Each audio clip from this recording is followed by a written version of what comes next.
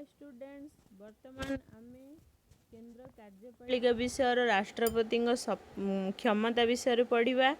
आमे जानिले कौन राष्ट्रपति कार्यकाल महाअभियोग पदच्युति पद्धति और राष्ट्रपति शपथ पाठ ए विषय जानिले। वर्तमान आमे राष्ट्रपति क्षमता विषय पढ़ा।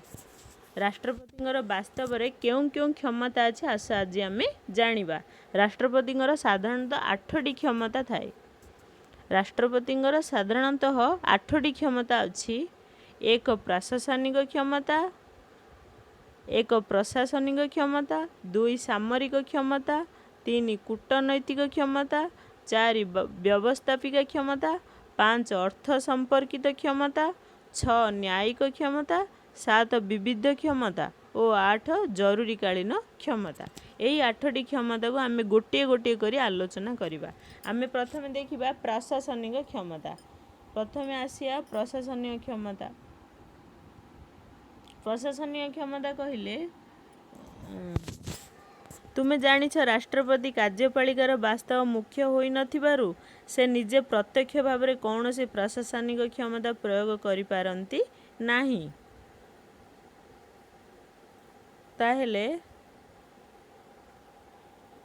मंत्री माने विभिन्न प्रशासनिक विभाग मुख्य भाव में दायित्व वहन करती और प्रशासनिक कार्य तदारख करती। किंतु केंद्र सरकार समस्त प्रशासन कार्य राष्ट्रपति नाम ही संपादित हुए। राष्ट्रर बहु अधिकारी एवं सांविधानिक पदाधिकारी मानकर नियुक्ति एवं बहिष्कार राष्ट्रपति क्षमता रे अंतर्गत हुए। ताहेले राष्ट्रपति क्यों मानक नियुक्ति कराई थांदी। राष्ट्रपति प्रधानमंत्री मंत्रिमंडल अन्य सदस्य वृंद महाअभिव्यक्ता मुख्य आय व्यय हिसाब रक्षक व जहाँ को आम controller and auditor general of India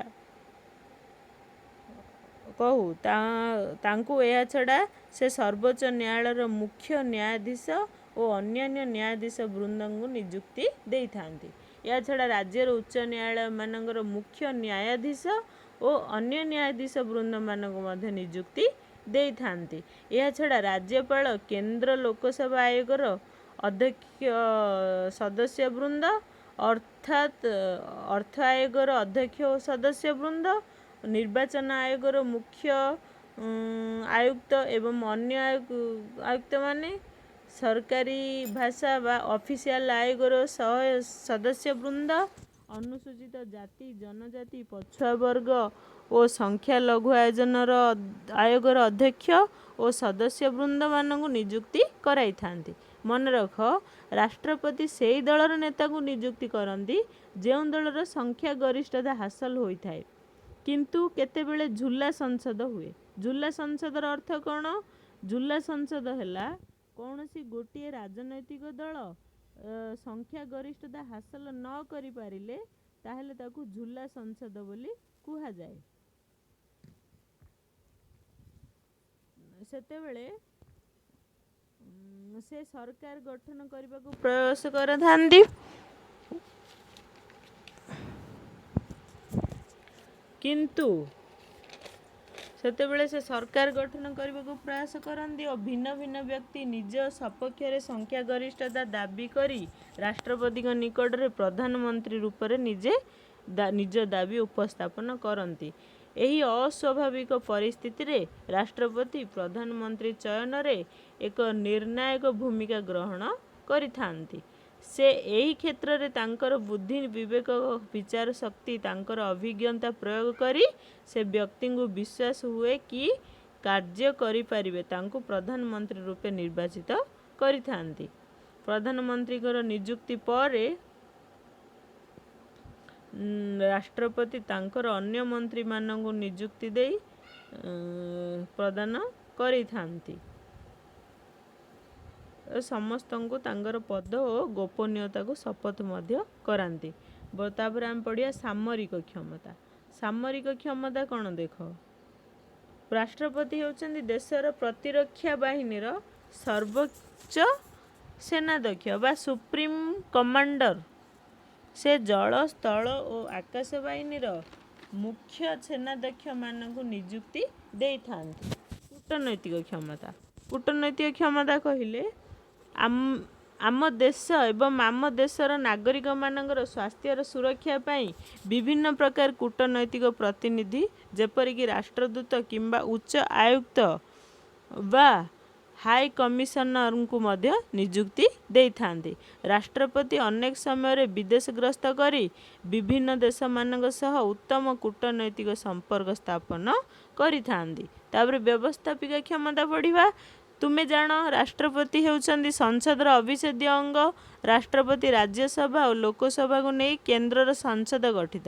କେନ୍ଦ୍ରର ସାଂସଦ କେଉଁମାନଙ୍କୁ ନେଇ ଗଠିତ? ରାଷ୍ଟ୍ରପତି, ରାଜ୍ୟସଭା ଓ ଲୋକସଭାକୁ ନେଇ ଆମର ସାଂସଦ ଗଠିତ। ରାଷ୍ଟ୍ରପତି ସଂସଦର ଉଭୟ ଗୃହର ଅଧିବେଶନ ଡକାଇଥାନ୍ତି ଏବଂ ଉଭୟ ଗୃହର ଅଧିବେଶନକୁ ଆଗାମୀ ଅଧିବେଶନ ଆହ୍ୱାନ କରାଯିବା ପର୍ଯ୍ୟନ୍ତ ଅଟକାଇ ରଖିଥାନ୍ତି। ତାହାକୁ ପ୍ରୋରୋଗ କୁହାଯାଏ। ସେ ଲୋକସଭାକୁ ପ୍ରଧାନମନ୍ତ୍ରୀଙ୍କ ପରାମର୍ଶ କ୍ରମେ ଭାଙ୍ଗି ଦେଇଥାନ୍ତି। ସେହି ସାଧାରଣ ବିଲ୍ ଲୋକସଭା ରାଜ୍ୟସଭା ଉଭୟ ଗୃହରେ ଯଦି ମତ ପାର୍ଥକ୍ୟ ଉପୁଜେ ରାଷ୍ଟ୍ରପତି ସଂସଦର ମିଳିତ ଅଧିବେଶନ ଆହ୍ୱାନ କରି ସମାଧାନ କରିଥାନ୍ତି। ରାଷ୍ଟ୍ରପତିଙ୍କ ସମ୍ମତି ବିନା କୌଣସି ଚିଠା ଆଇନ ବା ବିଲ୍ ଏକ ପୂର୍ଣ୍ଣାଙ୍ଗ ଆଇନରେ ପରିଣତ ହୋଇପାରେ ନାହିଁ। ସଂସଦର ଉଭୟ ଗୃହରେ ଗୃହୀତ ହେବା ପରେ ଗୋଟିଏ ଚିଠା ଆଇନ ରାଷ୍ଟ୍ରପତିଙ୍କ ସମ୍ମତି ପାଇଁ ତାଙ୍କ ନିକଟକୁ ପଠାହୁଏ। ସେତେବେଳେ ରାଷ୍ଟ୍ରପତି ଦୁଇଟି ବିକଳ୍ପ ପନ୍ଥା ମଧ୍ୟରୁ ଯେକୌଣସି ଗୋଟିଏ ବିକଳ୍ପ ପନ୍ଥା ଅବଲମ୍ବନ କରିଥାନ୍ତି। ଯଦି ସେ ବିଲ୍ଟିକୁ ସମ୍ମତି ପ୍ରଦାନ କରନ୍ତି ତାଙ୍କର ସମ୍ମତି ପରେ ଚିଠା ଆଇନଟି ପୂର୍ଣ୍ଣାଙ୍ଗ ଆଇନରେ ପରିଣତ ହୋଇଯାଏ। ଅର୍ଥ ବିଲ୍ ବ୍ୟତୀତ ଅନ୍ୟ ସାଧାରଣ ବିଲ୍କୁ ଏହି କ୍ଷେତ୍ରରେ ସେ ବିଲ୍କୁ ନିଜର ବାର୍ତ୍ତା ସହିତ ସଂସଦର ଉଭୟ ଗୃହରେ ପୁନର୍ବିଚାର ପାଇଁ ପଠାଇଥାନ୍ତି। ଏହି ପରିସ୍ଥିତିରେ ଯଦି ଚିଠା ଆଇନଟି ସଂସଦର ଉଭୟ ଗୃହରେ ଗୃହୀତ ହୋଇ କୌଣସି ସଂଶୋଧନ ସହିତ ବା ବିନା ସଂଶୋଧନରେ ପୁନର୍ବାର ଗୃହୀତ ହୋଇ ରାଷ୍ଟ୍ରପତିଙ୍କ ସମ୍ମତି ପାଇଁ ପାଖକୁ ପଠାଯାଏ ତେବେ ଏହାକୁ ସମ୍ମତି ଦେବାକୁ ବାଧ୍ୟ ହୋଇଥାନ୍ତି। ସଂସଦ ଅଧିବେଶନ ଚାଲୁ ନଥିବା ସମୟରେ ଯଦି କୌଣସି ଜରୁରୀ ପରିସ୍ଥିତି ଉପୁଜେ ତାହେଲେ ମୁକାବିଲା କରିବା ପାଇଁ ହଠାତ୍ ଆଇନ ପ୍ରଣୟନ କରିବାର ଆବଶ୍ୟକତା ଯଦି ପଡ଼େ ତାହେଲେ ରାଷ୍ଟ୍ରପତି ମନ୍ତ୍ରିମଣ୍ଡଳର ପରାମର୍ଶ କ୍ରମେ ଅଧ୍ୟାଦେଶ ଜାରି କରିଥାନ୍ତି। ଏହି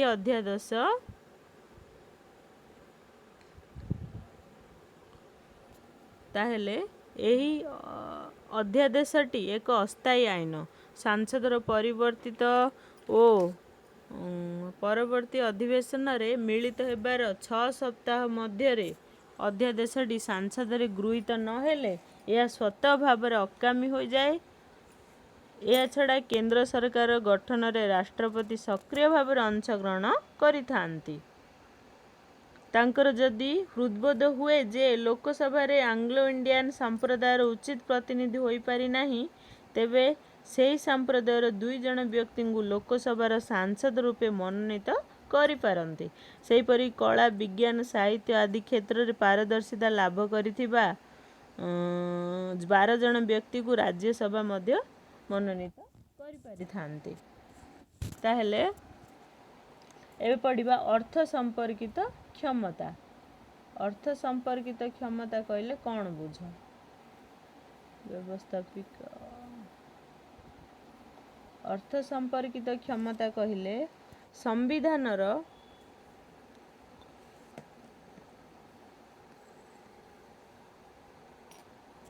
ସଂବିଧାନର ବ୍ୟବସ୍ଥା ଅନୁସାରେ ପ୍ରତ୍ୟେକ ଆର୍ଥିକ ବର୍ଷର ଆରମ୍ଭରେ ରାଷ୍ଟ୍ରପତି କେନ୍ଦ୍ର ଅର୍ଥମନ୍ତ୍ରୀ ଦ୍ୱାରା ବାର୍ଷିକ ଆୟବ୍ୟୟ ବା ବଜେଟକୁ ଅଟକଳ ସଂସଦରେ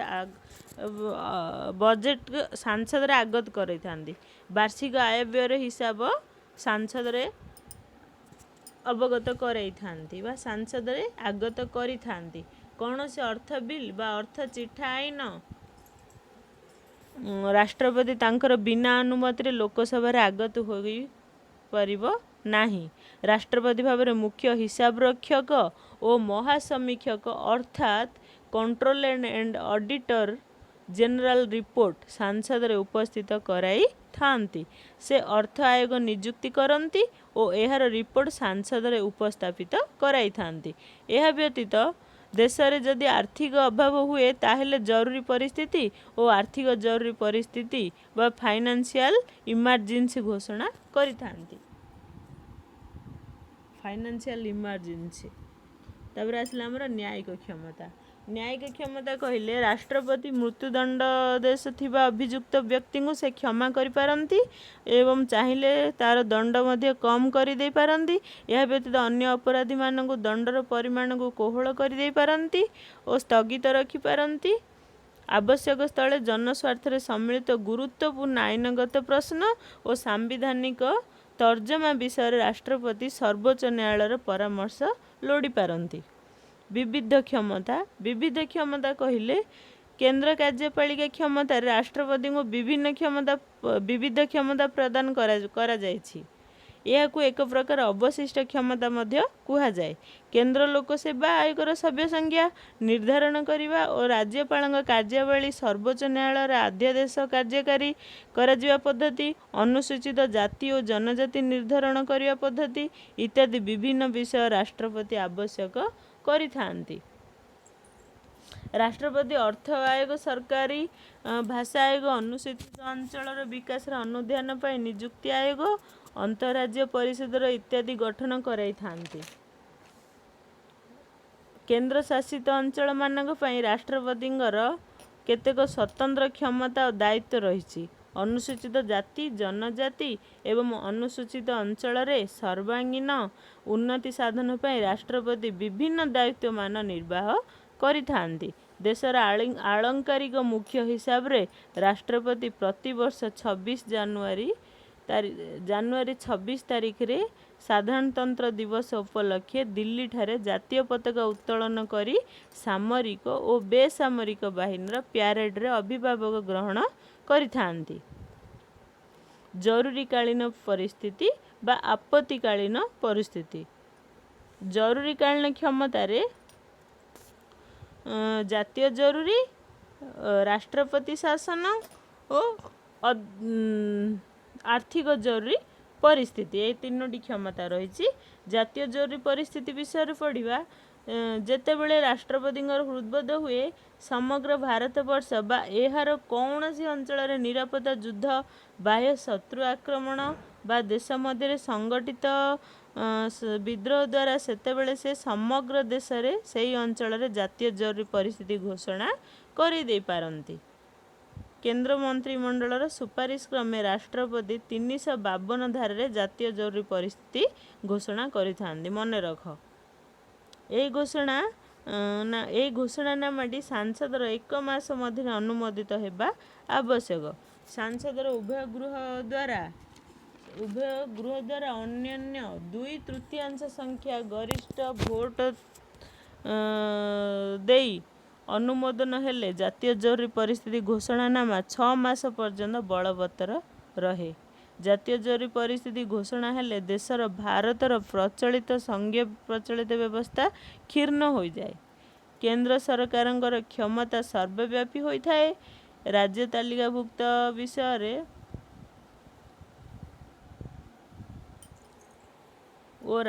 ତାଲିକାଭୁକ୍ତ ବିଷୟରେ ରାଜ୍ୟମାନଙ୍କ ପାଇଁ ସାଂସଦ ଆଇନ ପ୍ରଣୟନ କରିପାରିବ। ତାହେଲେ ରାଜ୍ୟ ସରକାରମାନଙ୍କୁ ସେମାନଙ୍କର ପ୍ରଶାସନ କ୍ଷମତା ବ୍ୟବହାର କରିବା ସମ୍ପର୍କରେ ନିର୍ଦ୍ଦେଶ ଦେଇପାରିବ। ରାଷ୍ଟ୍ରପତି କେନ୍ଦ୍ର ଓ ରାଜ୍ୟ ମଧ୍ୟରେ ଆର୍ଥିକ ସମ୍ପର୍କରେ ପରିବର୍ତ୍ତନ ଆଣିପାରିବେ।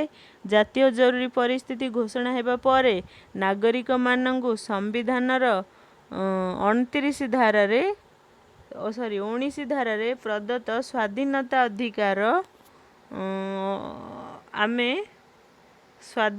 ଅଧିକାର ଆପେ ଆପେ ନିଲମ୍ବିତ ହୋଇଯାଏ। ଏହାଛଡ଼ା 32 ଧାରାରେ ସାମ୍ବିଧାନିକ ଅଧିକାର ବା ମୌଳିକ ଅଧିକାର ସୁରକ୍ଷା ଅଧିକାର କରିଦେଇପାରିବେ। ଏହାର ସୁରକ୍ଷା ଲାଗି ନ୍ୟାୟାଳୟର ଦ୍ୱାରସ୍ଥ ହୋଇପାରିବେ ନାହିଁ। ରାଷ୍ଟ୍ରପତିଙ୍କ ଶାସନ ବ୍ୟବସ୍ଥା। ଯଦି କୌଣସି ସମୟରେ ରାଜ୍ୟପାଳଙ୍କ ରିପୋର୍ଟ ଜାଣିବା ପରେ ରାଷ୍ଟ୍ରପତିଙ୍କର ହୃଦବୋଧ ହୁଏ ଯେ राज्य रे शासन व्यवस्था संविधानर स्वीकृति पंथारे परिचालित होई पारुनाई और सेठारे सांविधानिक शासन व्यवस्था विपर्यस्त होई पारुची ताहले 356 धारा अनुଯାयी जरूरी परिस्थिति घोषणा करती। आवश्यक स्थले केंद्र सरकार राज्यपाल को क्षमता दे थांती। आर्थिक जरूरी परिस्थिति राष्ट्रपति आर्थिक जरूरी परिस्थिति जदि विपर्यस्त होईची से संविधान 360 धारा अनुଯାयी संविधान 360 धारा बदल आर्थिक जरूरी परिस्थिति घोषणा करि परिबे। ए समय केंद्र सरकार राज्य सरकार मानू विभिन्न अर्थनैतिक श्रृंखला पालन करने पे निर्देश दे थांती। केंद्र वर्तमान आमर पार्ट 2 सरी। आशा करूँ तुम मानू भल लगी। धन्यवाद।